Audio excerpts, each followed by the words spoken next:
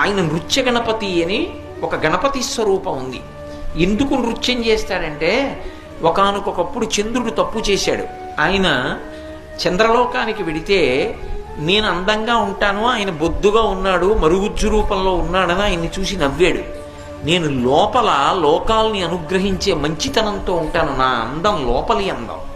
నువ్వు పైకి అందంగా ఉన్నానని అహంకారానికి పోయావు. అహంకారం చెడ్డ గుణం, నీకు లోపలి అందం లేదు. అందుకని శపించాడు, నిన్ను చూస్తే అపనిందలు వస్తాయని. ఆయన శపించింది చంద్రుణ్ణి. చంద్రుడు బుద్ధి తెచ్చుకుని ఆయన దగ్గరికి వచ్చి నాది పొరపాటు అయిపోయింది, ఇంకెప్పుడు నేను ఇలా ఎవరిని చూసి నవ్వనన్నాడు.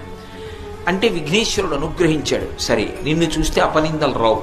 ఒక్క భాద్రపద మాసంలో శుక్లపక్షంలో చవితి నాడు నేను వరసిద్ధి వినాయకుడిగా అవతారం స్వీకరించిన రోజున నువ్వు ఏ రోజు నవ్వావో ఆ ఒక్క రోజు చూడకుండా ఉంటే చాలు.